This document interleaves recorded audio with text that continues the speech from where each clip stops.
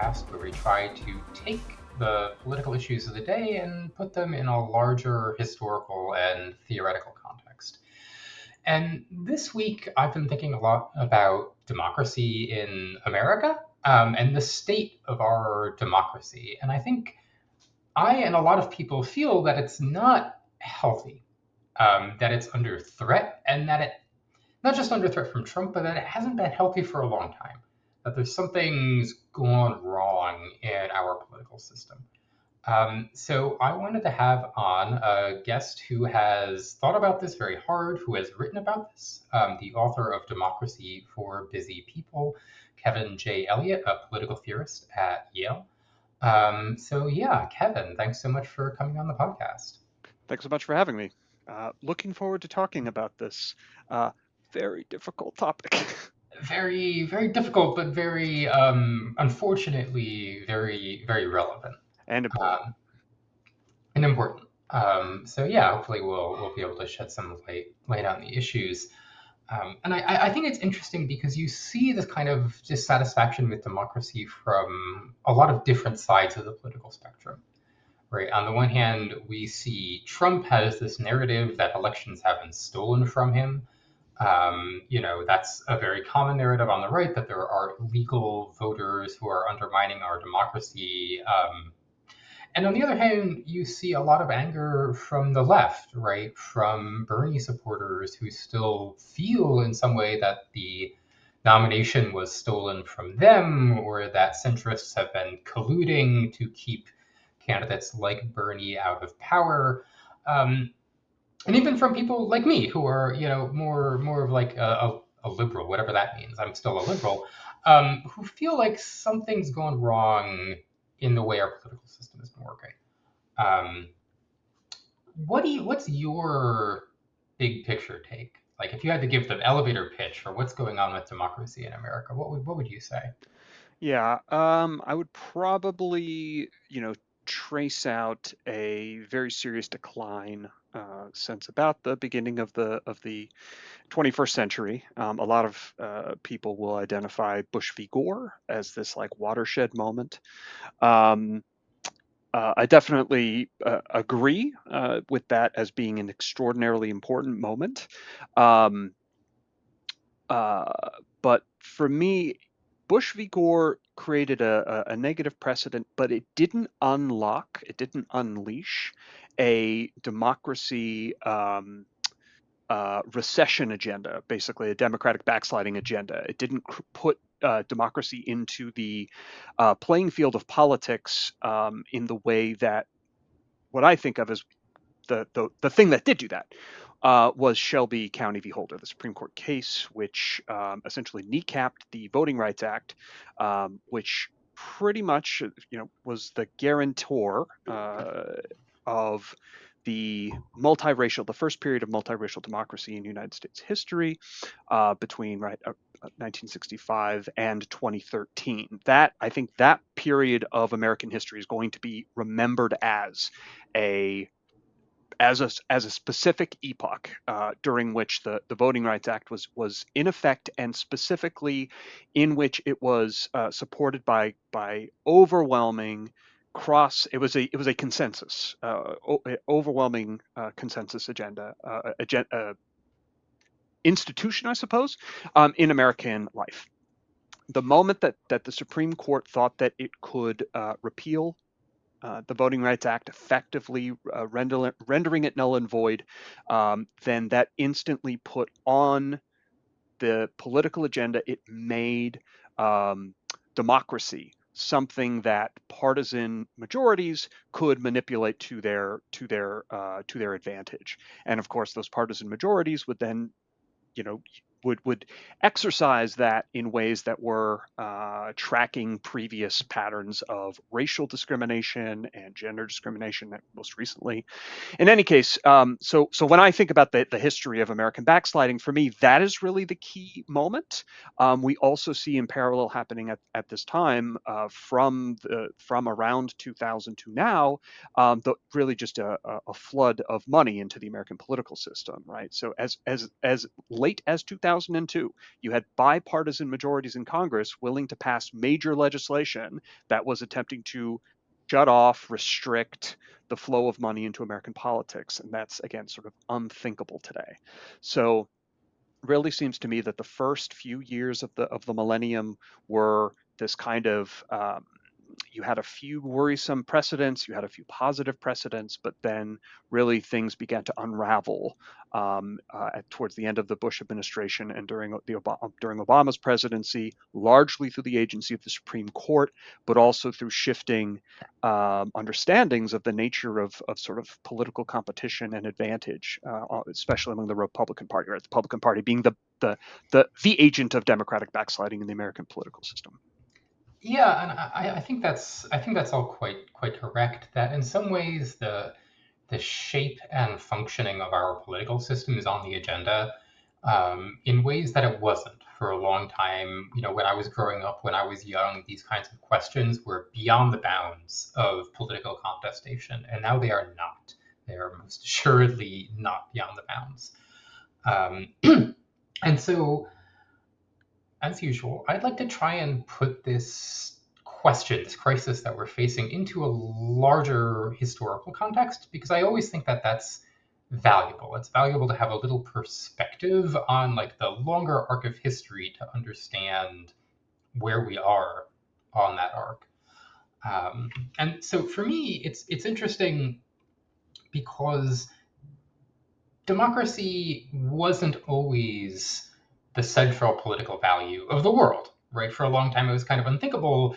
For a long time, it was actually regarded as like a kind of a political vice. Like a democratic system was like a bad thing to be avoided, prone to all kinds of dysfunctions. It was like an epithet you would throw at people, right? And you know, in the Western tradition, Western context, we had monarchies, right? We had the presumed right to rule based on inheritance, based on blood, based on, in many cases, some kind of supposed connection to Adam and the divine right to rule.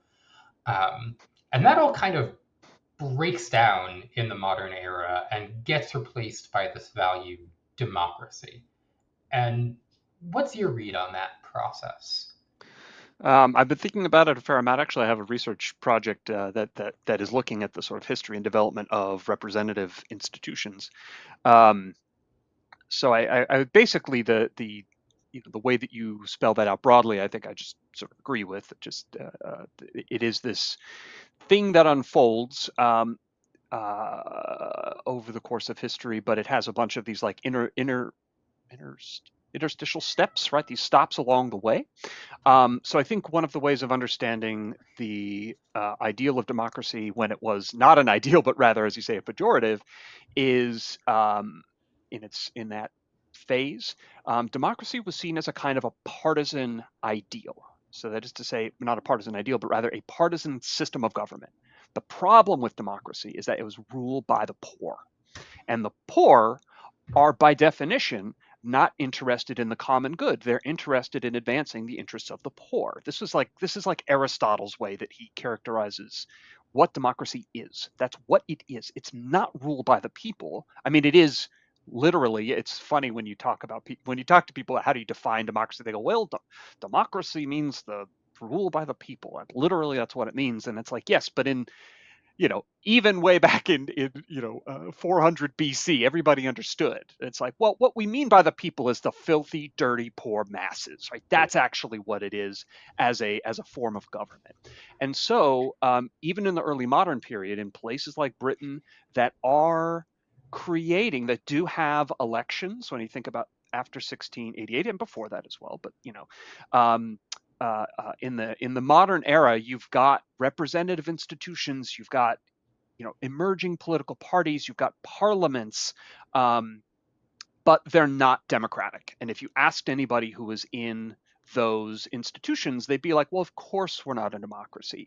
We have democratic elements of our constitution, but we are not democracies. And the proper way to organize a constitutional system is to balance democracy with these other sources of legitimate claims to rule, the aristocracy has a legitimate claim to rule. The monarch has a legitimate claim to rule, but none of them are in a position to, none of them ought to be in a position to rule unilaterally. It is, in fact, a mixed constitution is the best way to go.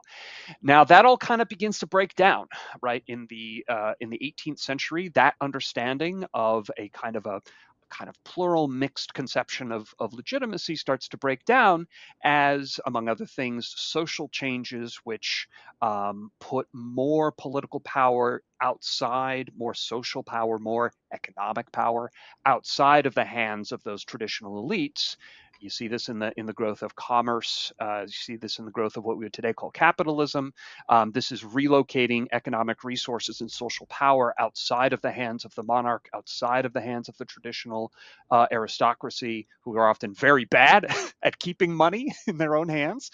Um, and as you see social power shift, you begin to see different kinds of claims to political power become more and more salient. And so over the course of the long 19th century, the French Revolution deals a staggering blow against the legitimacy of the aristocracy, creates whole new ways, whole new categories of political legitimacy, political claims, rhetoric. That over the course of the 19th century really, give birth to what we call democracy today, which becomes identified institutionally with universal suffrage, initially universal manhood suffrage. But throughout the 19th century, when they're talking about expanding the suffrage to men, women's suffrage is on the agenda. Now it gets sidetracked, it gets dismissed, but it is like Mhm. almost always part of the conversation when you have these moments of political ferment for people who are like, we want the suffrage. Yeah, so Anyway, I want to press you on that a little bit about please. this identification between universal suffrage and democracy as a legitimating value. Yeah. Um, there's a book, I've mentioned it before on the podcast, it's kind of like in the liberal currents canon, it's really good, called Non-Democratic Politics, by Gabriel Marquez. Excuse me, Xavier Marquez. Um, and in it, he kind of points out that even that today, regimes that we identify as non-democratic, and not even like oh they're kind of like a fake democracy, but like authoritarian regimes, totalitarian regimes, and again many very illiberal democracies will constantly be appealing to democratic values. It'll be in the Constitution that the government is for the people. The leaders will talk all the time about how the government is for the people, and that democracy as an ideal of legitimacy has become almost universal in the world we live in, but that institutional counterpart of universal suffrage that you've been talking about doesn't always seem to go with that principle of legitimation. So I wonder if you have something to say about Yeah, no, of that. course. So yeah, so the big thing that happens, I think, the sort of the last act of this, democracy gets on the agenda. It becomes this fighting creed in the 19th century, like literally a fighting creed. People will literally go out in the streets and fight the government in order to try to like make democracy happen.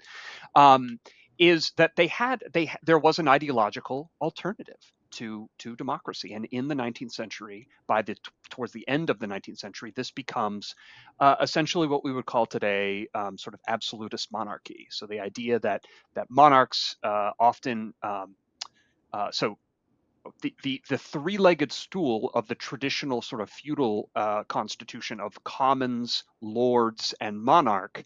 Over the course of the 19th century, the lords falls out of that picture, and all you have is the king, the autocrat, who will be ruling typically in coalition with the church, throne and altar. That is the alternative legitimating basis of political power in the 19th century by the end of it. And that basis of legitimacy collapses after World War One. World War One kills the Tsar. It gets rid Quite of literally. the Kaiser. Yeah, like in that, it takes a couple of years, but yeah, eventually machine gunned in a basement. Not a great place to be if you're an absolutist monarch. Um, and the Kaiser leaves. The Emperor of Austria right? Likewise, basically Austria essentially collapsed, disintegrates after the end of World War One, and so that's really the end of the debate of the 19th century, in which democracy was like doing well, but was by no means it was doing very well, but it was, it was still contested. It was still certainly authoritatively rejected in a place like Russia. But after that, you don't have anyone. There's as you the field is cleared, and so there's just no other rival for discursive legitimation of political regimes. And so in the wake of that, all of the available alternatives to what we today think of as like sort of liberal capitalist democracy, the major alternatives that arise in the post World War I period, fascism and communism, are explicitly democratic in the way that you mean. They are Yes. not about they're not about sharing power widely. They are ideological regimes, and they're authoritarian in the sense that we would understand it today, but they base their legitimacy on essentially democratic, or what we might say is like they invoke popular sovereignty for their legitimacy. We are in service of the people's true interests. Both Yeah. fascists and communists would emphatically assert that. No, and I think, again, we think of Hitler as like the paradigmatic totalitarian dictator, a madman, et cetera, et cetera. But if you look at the kind of rhetoric he's using, right, there's the slogan Ein Reich, ein Volk, ein Führer, one state, one people, one leader.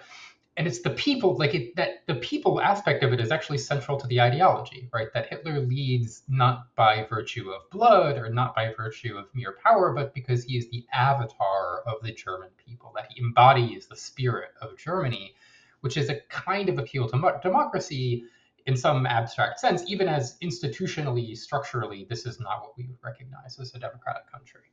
Yeah, that's right. And the same thing would be said in the Soviet Union and in its satellite states, right? Those regimes would all say that we are the legitimate representatives of the people who It's right in are the the name. workers, right? Yeah, like we are, and I want to I want to emphasize there's like there's like a subtle difference and a subtle sort of change that's at work in some of these regimes, the way that they understand what it means to be democratic is to like not to necessarily, well, so maybe the fascist project's a little bit different, but if you think ideologically, um, one way to be democratic is to reflect like the will of the people, right? And that is a thing that elections are sometimes said to reflect, erroneously in my view, but like it's certainly one of the discourses of legitimation that we have. But another one is to say that the regime serves the interests of the people, and that's a slightly different account. It's a slightly more what we might think of as sort of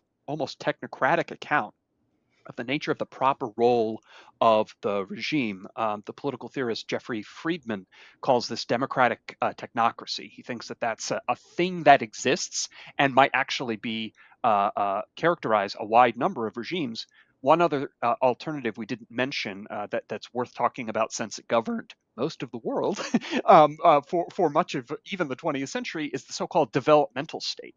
So this is a model of the sort of colonial regimes, or in some cases post-colonial, or questionably are these quasi-colonial regimes who are authoritarian, but they are justified on the basis of like, we are bringing this country forward in development. We're going to use a closed political system to try to bring a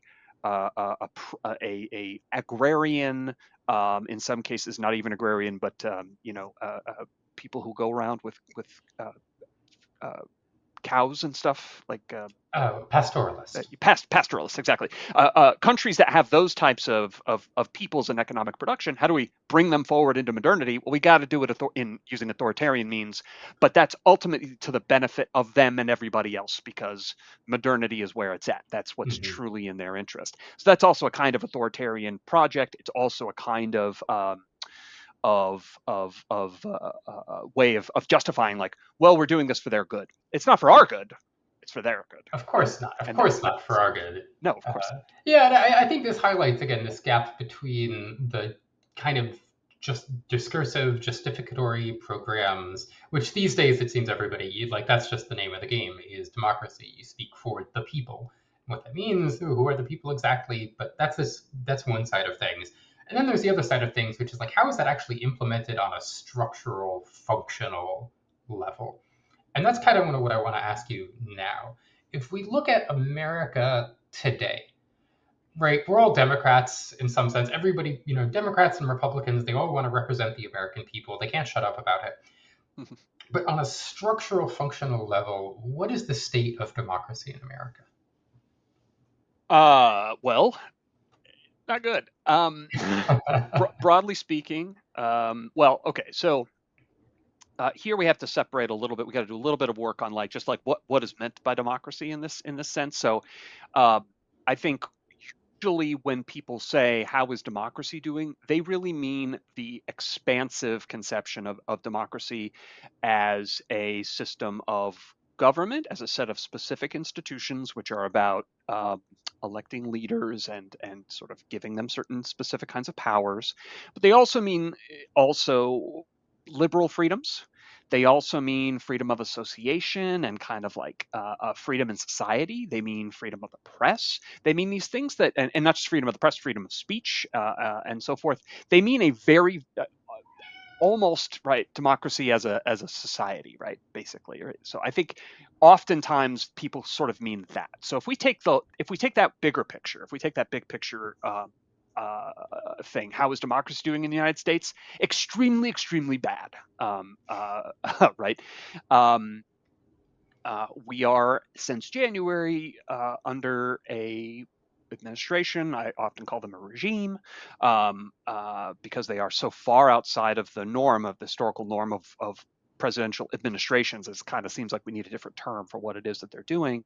Um, that we're under the governance of a group of people who really have a very different understanding about the different from anyone who's ever come before in power, of what it is that how the American government is supposed to work, essentially. And this is a way that's just not compatible with democracy as a social form. They want a authoritarian form of government. They want a government that is able to reach down and manipulate pretty much any level of any activity in society. The opposite of a government of limited powers, of specifically enumerated powers, one that's concentrated at the federal level. Right, the U.S. has this long history of a powerful federal division of authority. So yeah, I would say that on that level, democracy is in very, very bad shape. But what's interesting, and here maybe we'll talk about this a little bit as over the course of this, but like one of the challenges to the current situation and many other situations of democratic backsliding is a sort of epistemological one, which is just to say, how do we know? How do we know that democracy has broken down, right? Elections haven't been canceled. We had an election, we had a proper transfer of power. So there's a way that the forms of that democracy in that narrower sense that I mentioned, the kind of institutions of governance, those all seem to be fine, right? Nobody's been displaced. Elections haven't been canceled. Opposition hasn't been jailed yet, although we have seen. Well, I guess they actually have been jailed, a couple of them anyway. Um, like it's the mayor of Newark, I think I was think like that's right. Yeah, taken into custody, right? And we've had at least there's one a member of judge Congress. who is jailed. Indeed, yes, arrested, and that's right in Wisconsin, a state judge, and a member of Congress has now been indicted for interfering with ICE. So I mean, these are the kinds of things that you need to worry about. I mean, generally speaking, absolutely, but like again, how do we know that like an election held tomorrow would be free and fair? Maybe it would be, maybe it wouldn't be. It's the fact that there's doubt about this is a sign that even in that narrower sense of democracy, things are in danger. But we don't have an actual smoking gun election canceled, election stolen, which would let everybody know as a matter of shared public knowledge that democracy is over. So that's one of the big challenges here, is that like how would we know? How would we as a group, how would we know that democracy has broken down. That's kind of hard because it requires us to be all receiving the same information. It requires a certain amount of agreement on the facts. And as we are endlessly discussing, that is not really a thing that we have the ability to do anymore. That seems to be quite a difficult uh, set of circumstances to bring about. Yeah, so I agree with that. That we are in an era of, like you said, as the famous euphemism goes, democratic backsliding. What a strange way to put it. But we have not yet gotten to like, okay, no, but seriously, they have canceled the election, they have banned the opposition party, the kind of stuff that is very clearly happens in Yeah. like clearly authoritarian states. Yes. Um, and we do have these kinds of problems of public knowledge. Um, I guess what I want to ask you is one of these kind of unfortunately sterile debates, but I still kind of have to ask it. Is this a result of Trump personally? Is he like a unique threat that has broken a system that was otherwise fine? Hmm. Or were there structural weaknesses in our democracy that kind of enabled his rise, that have enabled him to do what he's doing today? Yeah, I actually spent some time last summer just with a whiteboard and just was like writing down all of the different kind of theses about what, Hmm. why have we arrived at where we are? Years of neoliberalism in the pejorative sense, is like one big analysis, and the Supreme Court, the sorts of Shelby County that you talked Shelby, about. Shelby County, but also Citizens United, the flood of money into politics. There's all of these different accounts that you can give, and then the one that you're asking about is what I summarized on the board as Orange Man Bad, right? With the sort of jokey way of talking about that there's something. What I understand that little jokey thing to stand in for is the idea that there's something unique about this man. That if wasn't this particular man in charge, that things would have gone differently. And I tend to think of the alternative as someone like Jeb Bush, right, who was at the time of Trump's kind of really coming to the fore of the GOP primary field in 2016. Jeb was like, I think the person who was highest in the polls at one point, and I concluded after kind of looking at all this that despite the fact that there were all these other weaknesses, all these other departures from a robust, healthy democratic system within the American political system, that without Trump, we might have gone on perhaps indefinitely with with these institutions intact and would not ever have reached something like the current state of affairs, absent a figure with a similar degree of contempt for democratic process, for the opposition, for anyone other than himself, and so on and so forth. That there, I really do think that Trump is a sine qua non. Without him, you do not have America circa 2025, not in a general sense, but very specifically that like the rapid deconsolidation of American democracy that we've seen in the last month would not have happened without him, and it wouldn't have. And January 6th, right, the first attempt by force to overthrow the American government. By a member of the by an occupant of office, that would not have happened without him, right? That just no one else would have done that. The thing I would always ask people who might be skeptical of this is like, do you think Jeb Bush would have done anything like that? And absolutely nobody thinks Jeb Bush would have tried to overthrow the government. Absolutely nobody thinks he would be doing any of the kinds of things that Trump is doing now when it comes to the use of power and Hmm. pushing new bounds. Maybe you would still have a very the substantive agenda of tax cuts and social safety net cuts. That all stuff might all be the same, but it wouldn't be operating through these same lawless authoritarian tactics. Yeah, I guess I want to push you on that a little bit. Because you've talked already about some of these events that have kind of corroded democracy in America before Trump. Shelby County is one of them, which ties into this larger. There's a couple of problems, specific kind of policies that are buried in there. One of them is just straightforward vote suppression, Hmm. where you just try to find ways to make it harder for people you don't like to vote. And as long as you don't mention race too much in your calculations here, the court's like, well, that's fine, right? The government can do all kinds of stuff to make it harder to vote. In fact, it can even target, do things that it clearly is going to have an impact on political outcomes, and that's fine, right? So that's a kind of an issue where people are starting to manipulate the political system to kind of degrade the link between the people and government. Yep. Another example is gerrymandering, where everybody's allowed to vote, but you just change the shape of the districts. You can do what's called packing and cracking, um, other kinds of like computer modeling to ensure like, oh yeah, there's going to be like one district where like 90% of it is Democrats, and then like four more districts that are like 55-45 in favor of Republicans.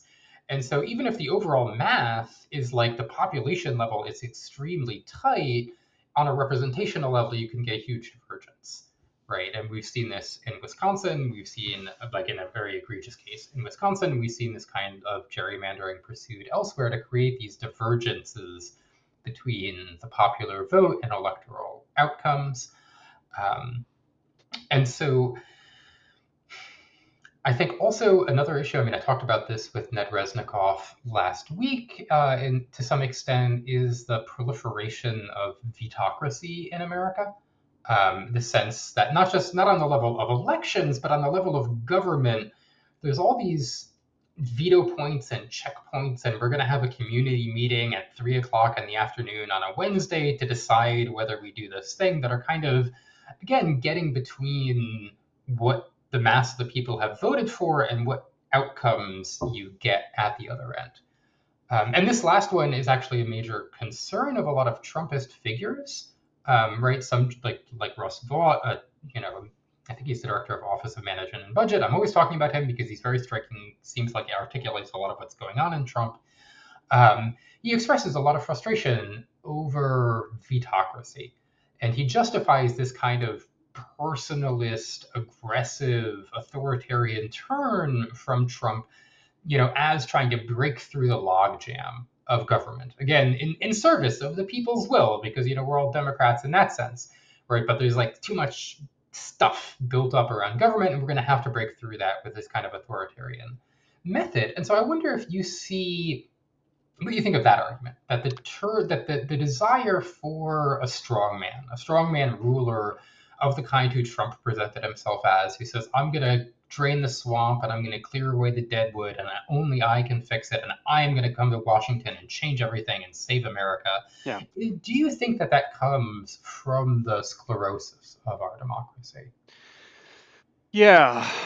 I think it does. I think there's an excellent case for that. The difficulty of moving major legislation through the Congress, right, that can deliver on major policy agenda items of the major parties, right? This is a long theme throughout the course, certainly of the 21st century, and that really creates a desire or frustration for like, well, why can't we move our agenda through? Why can't we accomplish these like minimal things that you promised us that you would do if we delivered you, a trifecta in the national government? Why can't you deliver? Well, we've got these.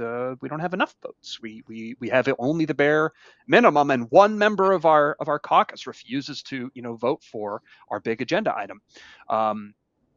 And that does create a degree of frustration. Now, whether it translates into a desire for a strong man, that seems to me to be also to be dependent upon other contingent things, right? So, in the Democratic coalition, that type of frustration that we heard in 2021, 2023 during the Democratic trifecta under Biden, what we saw was, among other things, was like, well, I guess we got to elect more Democrats, right? That the alternative, like people weren't calling for Biden to, dissolve Congress and rule by fiat. They were instead being like, oh well, we got to win next time, and how does the Senate map look, right? Those are the kinds of conversations that you end up having on the left center left, right, among that Mhm. side of the coalition. You don't have the development of a unilateral agenda for achieving things, which we saw with Project 2025 on the right, as you say, Russ Vaught's agenda. Now, I haven't read his work. So I take your word for it that he is calling out vetocracy for sure, and first, like I 100% agree that vetocracy is a problem, right? Having veto players who are a small number of people who are defending parochial interests, that is a perennial problem in democracies, right? That kind of thing is a huge issue. Um, Now, one of the issues that you find with, I mean, we get into fundamental, if we want to, we can get into these like fundamental questions of like, you know, does it make sense to think of a president as the sort of representative of the people in a direct way? That is the logic of presidential democracies that gives rise to constitutional crises, because when presidents claim that like I am the like representative of the people, that is often an exclusive claim that specifically denies to the legislature a similar status. They're like, I'm the representative of the people, not you. You are people who are in the way of the people if you are in my way. It's a rhetorical attempt to neutralize checks and balances, essentially. Like that's how that claim functions as a matter of politics.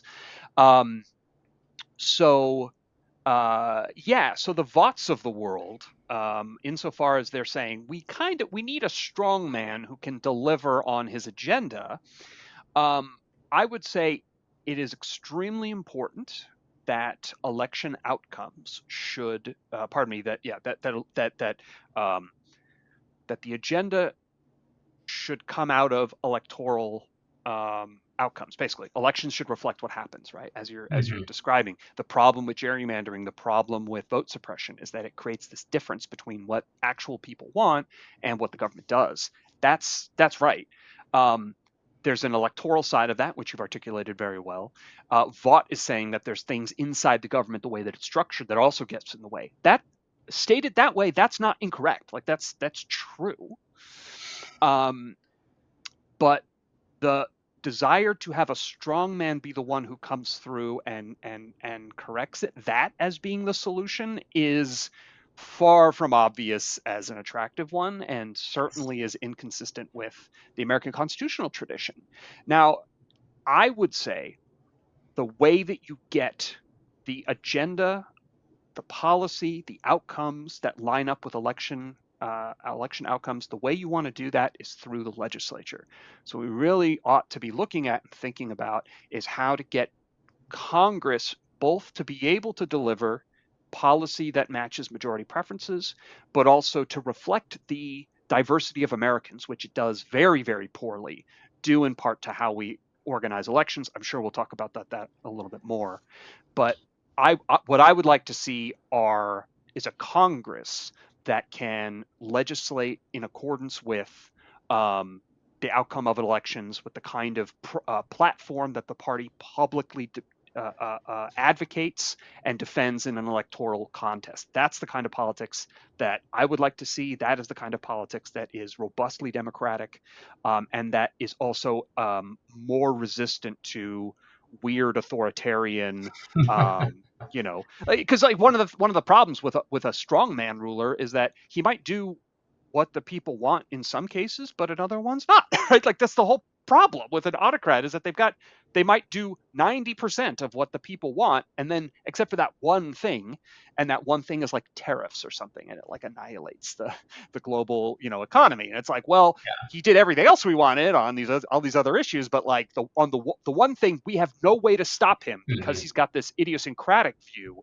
that we kind of thought he wouldn't do, but it ended up you give him all the power and he doesn't. So now you got a No, problem. I think that's again, I agree with a lot of what you said here. I find a lot of these people on the right, they write these beautiful essays that begin with, you know, elevated language about democracy and democratic theory and problems.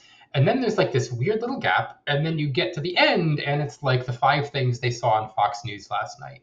And there's just no connection between the theory and what they actually want in practice. And I always find that, like, once you see it, it's like, ugh. Um, and I do, I mean, I also certainly believe that in this vision of government that you've described, where Congress is the mainspring of popular governance. I've written about this for Liberal Currents in Reforging America. And so that's the vision that I believe in and I want to try and fight for. But it's not the only vision on offer from, broadly speaking, progressives. And I kind of want to ask you about two other ideas that are pretty popular, um, that are sometimes called like more direct democracy and more deliberative democracy. Right, and Reznikov last week kind of mentioned an idea in this vein where he said, well, one way we should try to do land use is we, instead of going through elections, we should do juries. We should randomly select a demographically representative group of ordinary citizens, and they'll make decisions about land use policy for a metropolitan area. I wonder what you, and I know you've written about this in your book, Democracy for Busy People. What's your overview of these kinds of proposals, and what do you think of them? Yeah, so when it comes to, so if we're talking first about sort of the deliberative approach, so what you mean by juries, as you say, sort of if you imagine a group of people, it could be as few as 20, probably something like 100, 150 might be a somewhat better kind of number. The idea here is that, look, if you put some relatively detailed matter like a regional plan, like, you know, where are we going to build housing, what kinds of rules should people who want to build housing have to abide by. If you put a question like that to a group of ordinary people, ordinary citizens, I have, and I think anyone who looks into this question ought to have, a very high degree of confidence that what's going to come out of that process is fairly sensible, right? If you have a randomly selected group of people who are, by being randomly selected, what you are doing is you are removing the vital factor of basically self-motivation, self-selection, and self-interest. People will still be self-interested in a whole variety of ways, but when they have to talk to other people in the context of a deliberative assembly, hey, we are trying to figure out together what we think the best way to do, let's say, land use planning, what that should be, there's a limit to how much you're able to go out there and be like, well, it's bad for me. I actually don't care about anybody else in this anyone else affected in this by this policy area. It's very hard to say that in a group of people who aren't all exclusively situated exactly as you are, because they're all going to say, so you're telling me my interests don't matter? And when you're actually needing to do that in an in-person meeting, as these types of juries are, these are in-person deliberations, it becomes very difficult to sustain that, because you just look, I mean, frankly, you look like a jerk, right? You look like an asshole, and no one wants to be on your side in that circumstance. You delegitimize your own agenda, your own kind of view. So instead, what you have to do is you have to find ways to negotiate the compromise, and ultimately you have to be able to draw on reasons. And when it comes to when we think of something like housing policy in the U.S., it is very, very difficult not to see it as an emergency. It's very, very difficult to have a conversation where someone's like, doing nothing is better than doing this. Almost anything would be better than the status quo, with, you know, some important, you know, some, you know, burning all the houses down. Obviously, that would be a worse one, right? But, like, you know, there's very few policy solutions on the agenda which would really not be good for anybody. Anyway, just to say that when you actually have to deal with reasons, then you're put in a circumstance where it's easier to move things forward and circumvent self-interested actors who will come to a local meeting. What you would be doing, hopefully, is getting people who are less directly impacted, but, you know, are able to think in more general terms. Um, and just, I mentioned this before, we know, as a matter of fact, there have been hundreds, thousands of these experimental little bodies done, and Mm-hmm. it is a uniform finding that they come out with fairly sensible policy. They do not do things that are wildly stupid. They make sense, in part because they are articulating their reasons. If you hear oftentimes they'll write a little report. They'll be like, here's why there was our recommendation and here's why. And you read that like, that seems sensible, right? Maybe you don't agree, right? Hmm. Maybe you don't agree all the way, but it's not just somebody imposing it, and it's not just somebody saying, well, I've got mine, Jack. Everybody else could go to hell. Like that's not the kind of thing that comes out of these processes. Now I'm on the record opposing these. So, Yeah, I was gonna say you seem really positive for somebody whose book is like starts off by saying, yeah. So the way that I articulate this is that the the status quo of American political institutions is so poor, is so democratically um, screwed up that "Mhm, almost anything, again, I'm exaggerating, but like almost anything that's sort of realistically suggested by reformers is like an improvement over where we are. And in this case, when we're talking about the kinds of things that you and Ned were talking about last week, you're talking about in-person meetings in the middle of the day or in the evening. These are quintessential circumstances where intensely interested people are going to have disproportionate power. And these types of deliberative, if, again, just imagine a jury, as you say, a jury. That one of the advantages that the U.S. has is that everybody knows what a jury is. It's like a randomly selected group of people who are asked to like authoritatively make some decision. Is this person guilty? If we're just like, mhm, yeah, we want to do that for like some policy questions. If you do that, if you take that model, you are and do that for a lot of these like seemingly sort of detailed technocratic decisions, what you're going to get is our decisions, our recommendations that reflect a wider set of interests than if you had these like self-selected people showing up to like protect their home values in the case of home policy or whatever, right? So that's why it's a big step up from where we are, mhm, because where we are is extremely bad, basically.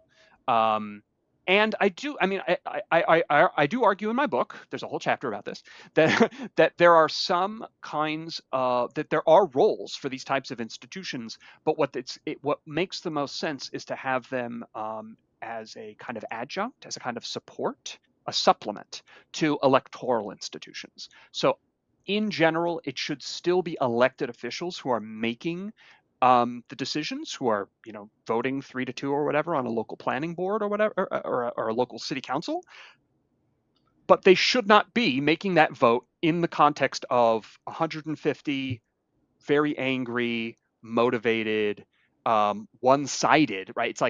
It's like letting 150 of the most crazy people in your community of 50,000, 100,000, 500,000 people make the decision for everybody else. That's crazy. Like that's a crazy way to make policy, as opposed to like, oh, we got 150 randomly selected people off of the jury mhm, register. We put the project in front of them, and they were like, "That looks good. Like, go ahead. Great. That sounds great. Like, let's do it." Right? That's just like a better process. That's a process that's not going to be as capturable. It's not going to be as reflective of narrow self-interest. It's going to reflect a wider sense. So mhm, as long as you're not taking power away from elected officials, if you're just giving them a way of getting information that's not skewed, getting feedback from their constituents in ways that's not skewed, that seems to me to be a gain for a democracy that we're able to be proud of and identify with and so forth. okay. So yeah, that's interesting. Kind of a surprising answer in some ways, but definitely interesting. Like you said, every like it does. I think for a lot of people feel like the kind of institutions we have are so dysfunctional that almost anything might be a step up. And you've talked about your vision of Congress and like regular legislation as like should be the site of democracy, politics, political contestation. Now, one thing that I've kind of been asking my guests to do, and I kind of, I've kind of doing it all along, but I really want to emphasize is I'd like you to swing for the fences, right? I'd like you to talk to me, talk to our listeners about what would be better, what would actually be a good reform for democracy in America if you could really pitch your dreams here. Um, to solve some of these problems, what would you say? Yeah, it's so hard to dream. You know? I Our actually dreams are I want to emphasize no, that, right? That we're yeah, in this time where a lot of things seem bleak, but yeah, we have to have something that's worth fighting for, right? And we yes, have to offer American people something better than we're just going to go back to the way things were. I think yeah, Biden tried, we're just going to go back to the way things were, and it didn't work very well for any of us, yeah. right? And so that's really why I'm asking this kind of question. No, absolutely. It's a fantastic question to ask, and it seems to me it's the right question to ask in spaces like this of people like me. I'm not an organizer. I'm not an elected official. I'm not going to give you a political strategy. Well, whatever. I could give you one, but who cares? Like, don't listen to me, right? Like, I don't know. I mean, I know some stuff, whatever, but like, I'm not the authority there. Um, I study history, I study institutions, I study like sort of democratic, the sort of logic of the way that institutions work. And so um, the kind of thing that I imagine myself being able to contribute is a degree of like a reflective, informed, reflective perspective on this type of question. What I was starting to say is that like it's hard to dream in part because we feel constrained. On the one hand, we want to kind of go away from where we are, but we also need to be a little bit grounded. So here's the big things that I would like to see. One, I would like to see some form of effective unicameralism in the American Congress. So the Congress, as we all know, has two chambers, right? The Senate and the House. And one of the problems, one of the things that has kept Congress from being able to deliver policy in line with electoral outcomes has been that something that's passed in the House cannot be enacted by the Senate. The Senate is constricted by the filibuster, which I want to emphasize something that people don't really talk that much about, but that the filibuster as we know it in 2025 is not 50 years old. It's not 100 years old. It's not 150 years old. It's not even 20 years old, really. The uniform 60 vote filibuster is really a function of the last 15 years or so. It is a very, very, very, very new phenomenon. Because previously, if you remember in the election of 2004, many people won't remember this because they maybe weren't born. I'm getting old. But in 2004, John Kerry was the Democratic nominee, was coming out of the United States Senate, and he was accused of voting for something before he voted against it, right? Because what he did was he voted for cloture, which is to say he voted to allow a bill to come up for a final vote. And in that era, in the previous era, the filibuster was a thing that could actually that people just weren't using unless the issue was very, very pressing. So, what I would like to see is some way to allow things to pass by a single vote in the Congress. So some form of whether that's making joint sessions of Congress to pass legislation, or perhaps to engage in impeachments, right, to remove executive officers in one go. That seems to me to be a good thing. That would be an improvement to making Congress be able to exercise its powers in a timely fashion and in a way that can match the speed of an executive, perhaps, hopefully.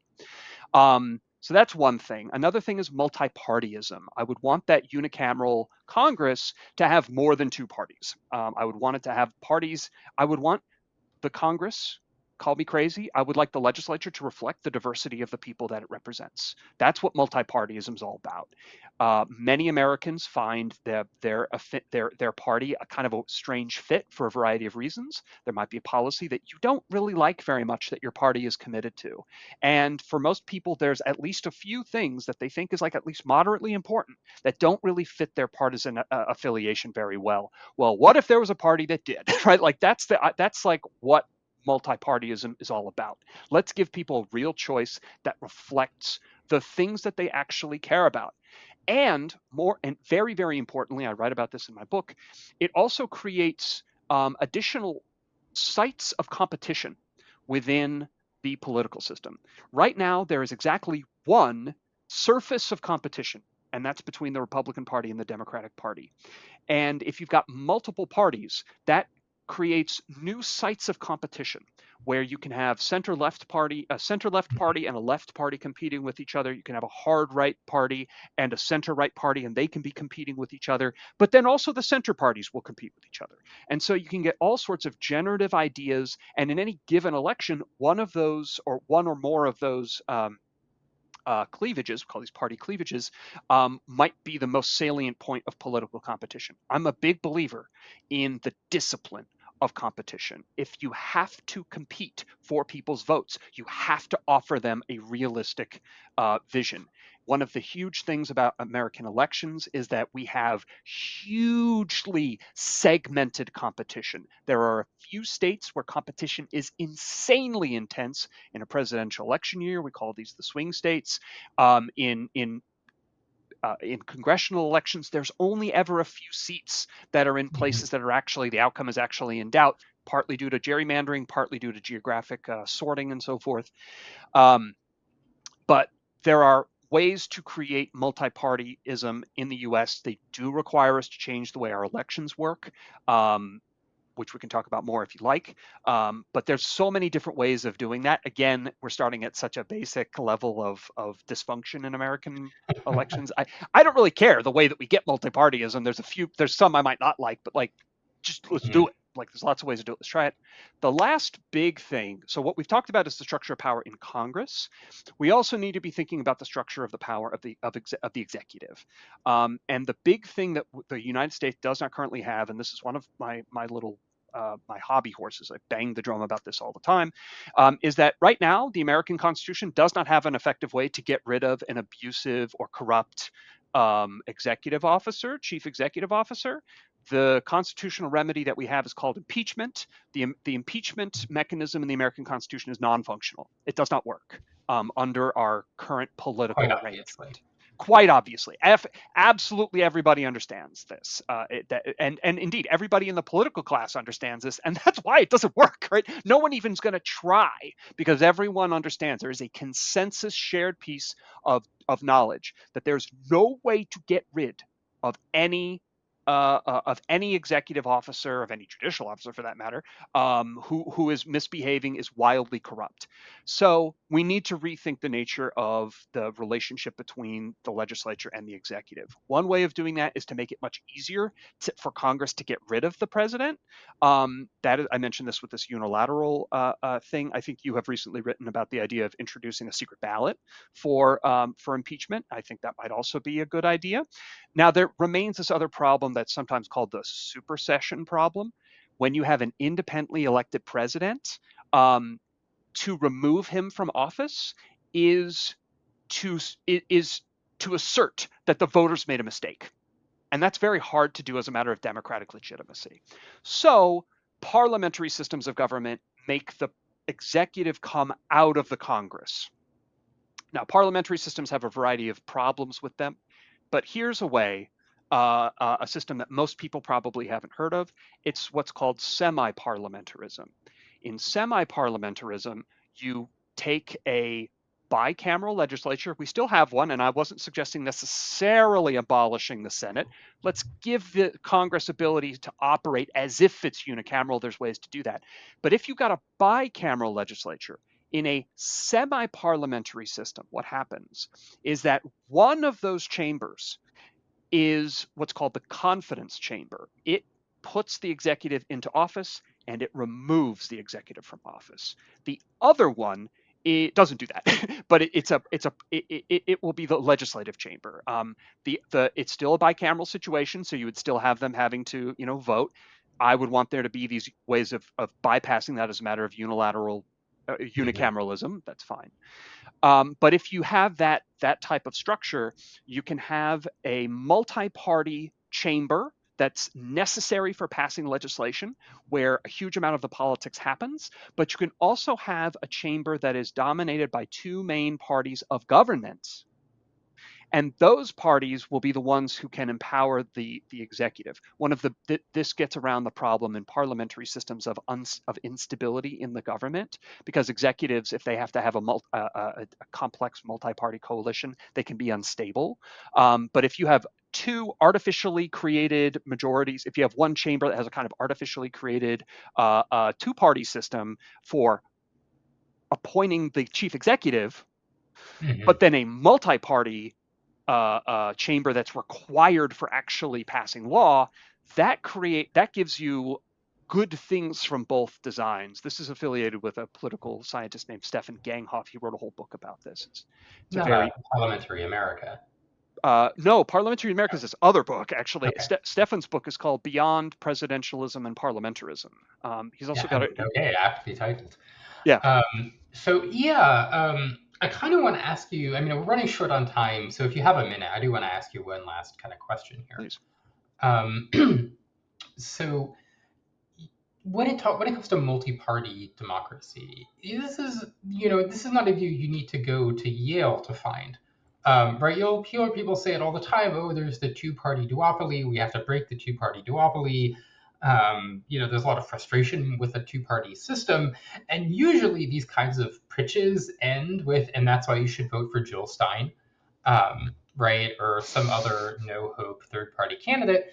And right, so I find that frustrating, even as I find the two-party system actually quite frustrating, because, like you say, I believe in competition, right? I've lived in California, I've lived in New York, I've seen deeply dysfunctional one-party governments because they just don't face competition. So I guess my question is, what kind of structural reforms are we talking about to get to a functional multi-party system? What would actually make that possible? Yeah, the main thing that you need to do is you need to abolish what we call single member districts, and this is just the way that we elect our basically everyone in American government. Every single office is effectively a single member district. So when you have one member of Congress representing one single geographic region, that's a single member district.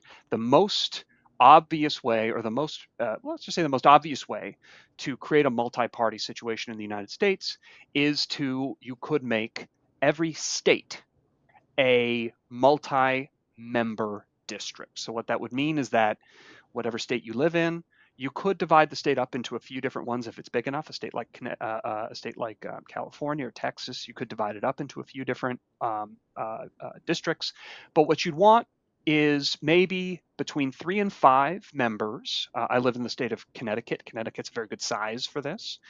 Um, and what you would do is you'd have all of the members would represent all of the people of the state. And when you go to vote, you would vote for the party or the member. There's different ways of doing this. But in that way, somebody wins a seat when they or their party gets, if you have five, let's say you have 5 seats, if you have 5 members, then all somebody needs to get is about 20% of the vote, right?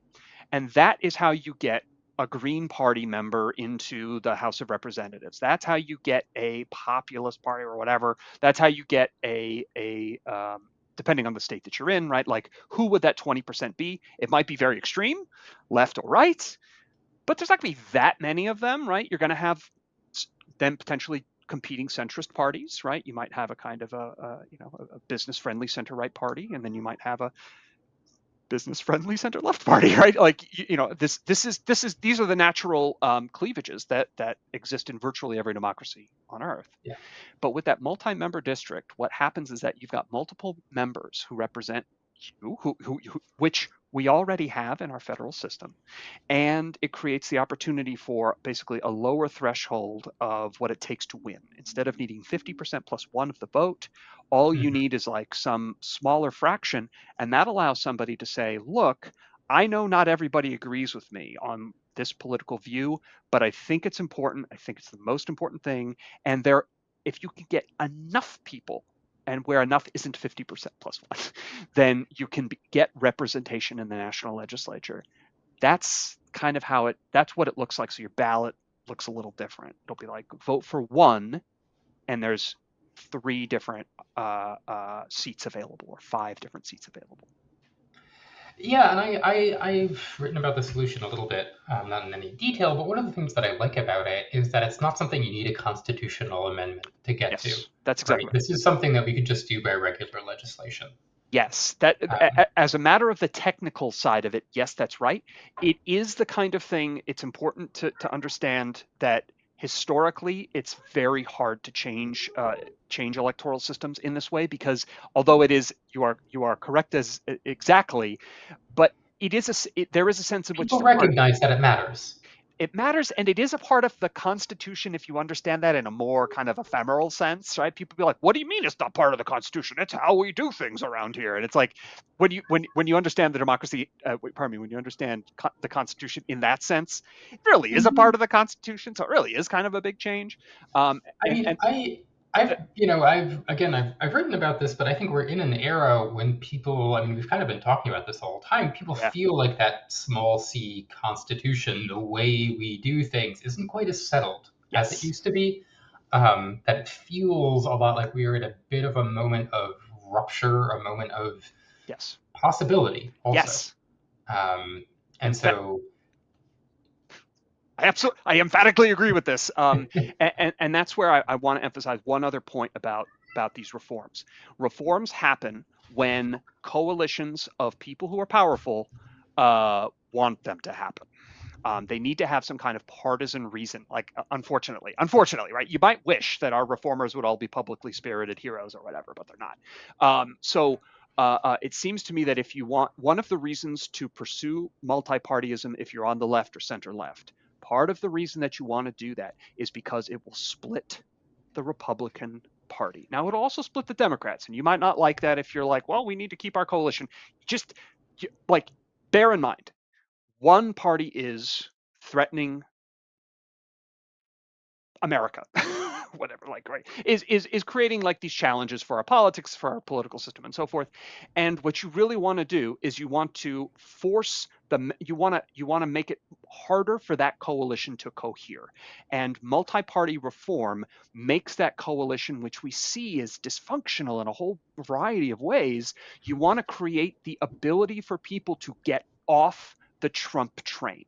You want them to be able to do that without having to side with mhm. you, people on the center left, who they hate for a variety of reasons, right? And multi-partyism does it. It really is.